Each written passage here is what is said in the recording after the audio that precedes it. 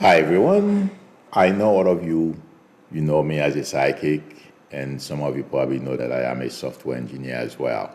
But as an immigrant, and how much I have benefited from this country, and when I compare my life in this country with that of some of my relatives who are still living in Haiti, or my friends or people that I have not seen in over 50 years.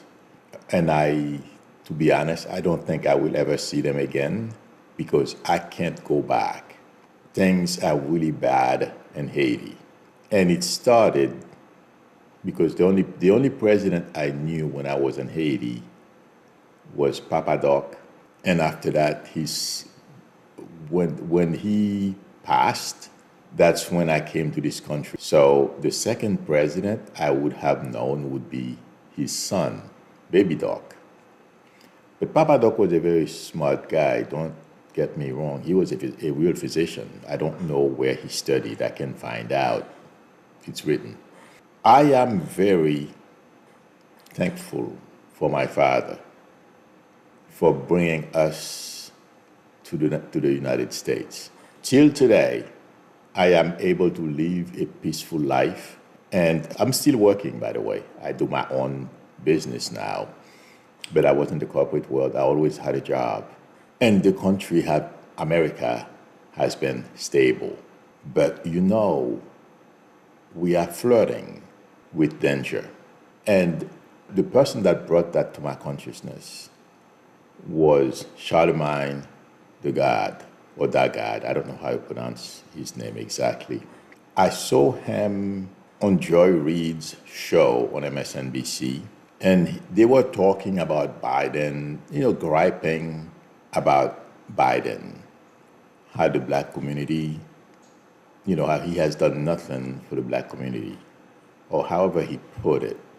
But what really motivated me to share my experience when I was in Haiti and my life here, and also warn and implore those of you who are minorities or who are flirting with the idea of not voting, regardless of who you vote for, but I hope you hope for Biden, for democracy. But you do take part and make it your business to go out and vote. Charlemagne was explaining how an African American gentleman called him and told him, or I don't know how many because I wasn't paying enough attention, but I heard that, he did answer the person who told him that he survived Reagan. So if Trump were to become president, he would survive Trump as well. When I heard that caught my attention and I became very alarmed. I have been on YouTube for 6 years, and I have predicted a lot of what we are seeing unfolding today. The minute Trump went into the White House, his goal, in collaboration with his family, among others, was to remain in that gig for life and have one of his kids succeed him. And I think it would have been intuitively. As a psychic, I'm going to weave my I'm going to share and this my intuitive gift with you as well. But this is mostly about sharing my experience living under a dictatorship and how some of us are not appreciating what we have in this country. But Trump's goal was the first day he got into the White House to stay there for life. There is no doubt in my mind about it. It was a matter of him trying to find a way how to do it.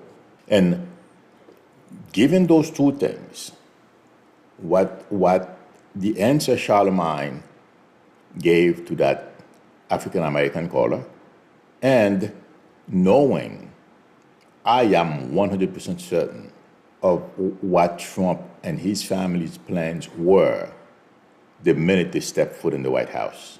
I felt at that moment when I heard Charlemagne made the statement that He survived Reagan, he can survive Trump.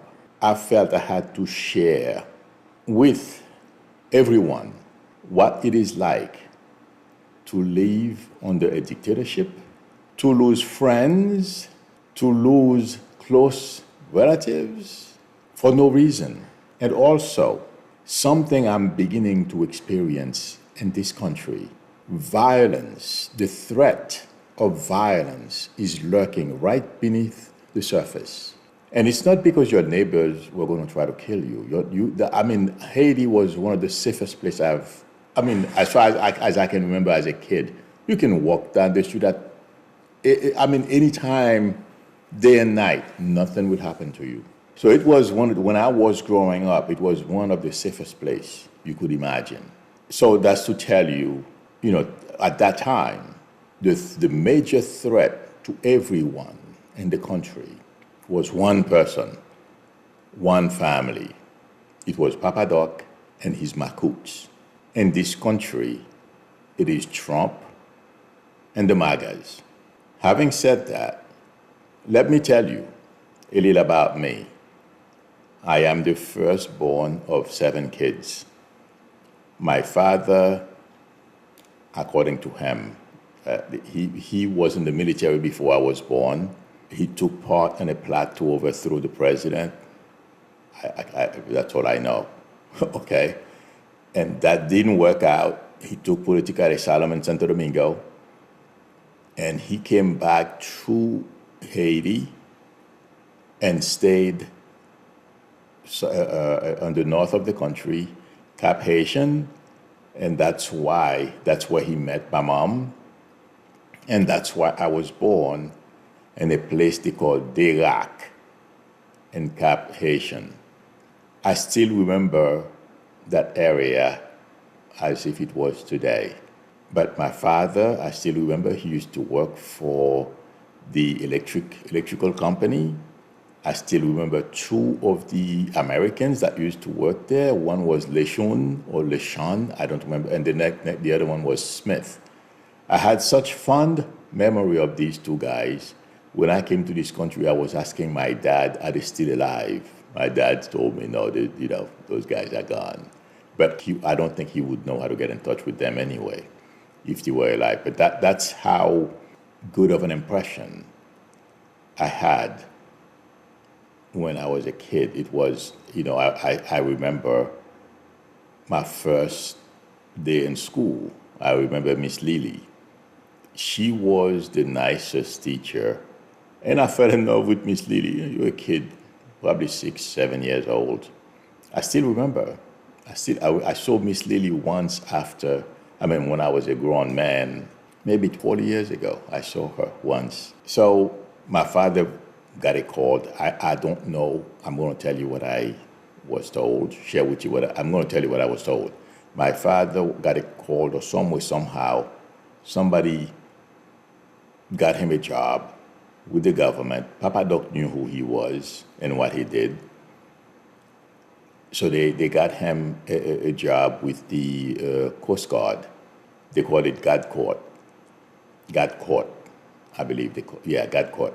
And his biggest project was to help recondition a warship that America gave to Haiti.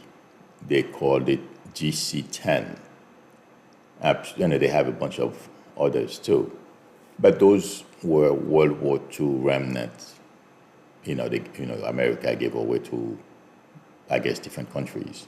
That's when we moved from Cap Haitian to Port-au-Prince. We stayed with one of my aunts, maybe for a couple of months, and then we moved to a neighborhood they call Cafoufeuille.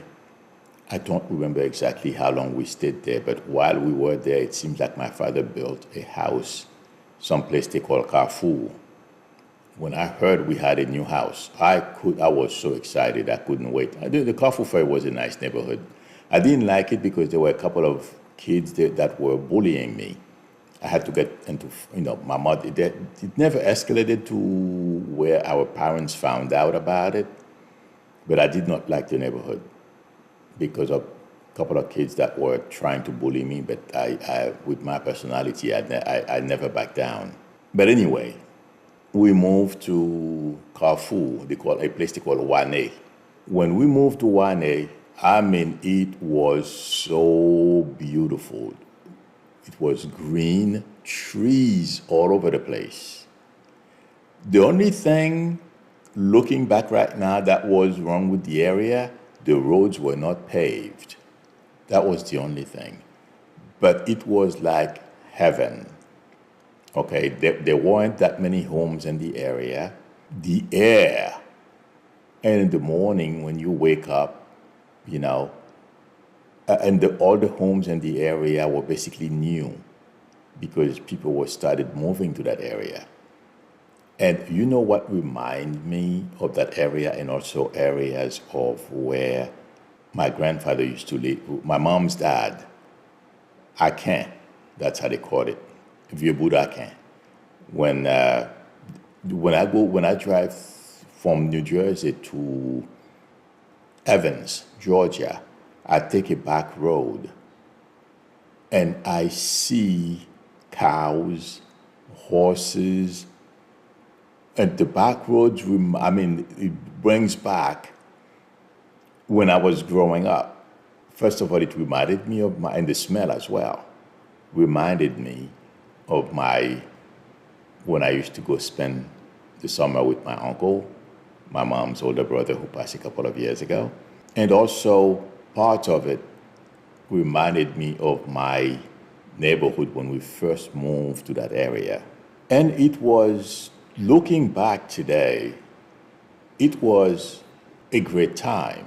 You know, what I didn't like, something that was present in everyone's life at the time, was the threat that somebody can kill you for no reason or for the simplest mistake. It was the Macoutes. And it all stemmed from Papa Doc. We had the military, but we had the Macoutes. They were his eyes and ears throughout society. And you don't know who's a Macoute and who's not. And everyone, you better watch what you say. So we are living in a country right now. We say anything we want. I am posting it with this video. I don't have a care in the world. I'm telling a story, and it's gonna get some of the things that I'm going to say. If I were in Haiti, well, even, you know what I'm explaining to you right now, if I were to do that in Haiti during Papa Doc's era, talking about the government, I would have gotten killed. Simply by saying Macoutes were a threat to society. They were, from my point of view. So when I heard Charlemagne the God saying, the gentleman, or however many people called him who told him, they were able to survive Reagan, they can survive Trump. I believe they are wrong, and I will tell you why they are wrong. Because I have lived through a dictatorship. I have seen people getting killed for no reason, people arrested, people disappeared. One of those people was the younger brother of my math tutor. They came for the brother. His brother's name was, or is, I don't know, I'm sure he's still alive probably, Evig Merilus. His name is Randall Merilus. When they came for Evig, who was my tutor, I will explain this in a little more detail in my next version, in the next video that I make. When they came for Evig, they didn't find Evig. The Macoutes took Randall. Randall was my age, probably 13, 14. No one knows what happened to Randall. Randall has never been found. I told my father, but there was nothing my father could do. It's Papa Doc. You don't know what's going on. You may find yourself trying to help somebody and may find yourself getting killed as well. I was kind of disappointed and angry. My father couldn't do anything. So when I hear influential people like Charlemagne the God, who does not recognize the difference between Trump and Biden or anyone else who believes in democracy, even if the person is a Republican, regardless of the person's party, because what America is facing right now has nothing to do with Republicans or Democrats, but all to do with some version of dictatorship that is going to be imposed on us by Trump and his family, or democracy as we know it. And I don't understand why Charlemagne the God did not explain and make it clear to his callers why that is the case. So I decided, besides doing my psychic readings, I will share my experience growing up in Haiti, what my fears were. Yes, I was very conscious of the Makuts. They used to have those huge 32s, the old guns, those things, long barrels. I remember them. Some of them, they couldn't even, they didn't have, I guess they didn't have money to buy a holster, so they just wear them in their belt. And I'll tell you, they won't hesitate to shoot you from anywhere. But that is another section, a discussion that I'm going to have with you about where America is heading right now with the proliferation of guns in our society and what we had in Haiti, okay? But Charlemagne the God did not explain to these people, this is not about Trump and Biden, that we don't like Biden. Biden didn't do anything for the black community. It is deeper than that. We can lose our freedom. And this country right now has all the ingredients because of selfish people like DeSantis and some of the governors in red states who they think, Second Amendment, you go buy a gun. Yeah, we hear of kids getting killed every day. People killing their wives, their girlfriends, because, the gun is right there. Why not? I'm angry, I'm pissed, I'm going to shoot her. And they act on it. Or they have other problems. Why do we need a gun? Why does everyone need a gun? But anyway, that's one of the ingredients that can create upheaval in this country. All we need is someone else like Trump and a sector of people in the minority communities to collaborate with Trump to keep us in check. Think about that. This is the first part of a series of videos that I'm going to be releasing and share with my American brothers and sisters, whether you're African American or European descent or from Africa or the Middle East or Asia. I'm sure some of you, those of you who were born abroad or your parents are first generation immigrant, or your parents are first generation immigrant in this country, they probably share with you. Some of the things that I'm saying are familiar, I'm sure, to some people. But I felt it was my duty, given the life I've had in this country. Yes, I've faced racism. That's my biggest complaint, racism. But believe me, it pales in comparison when you know somebody can shoot you. So I feel Charlemagne is not doing the job I feel he should be doing. So since this is only the first part and I can only speak for so long, or the video, I don't want to make it longer than 15, 20 minutes. This is the first part of a series where I would like to share my life story from where I came from to here, how safe I have felt in this country, regardless of the challenges, compared to where I came from.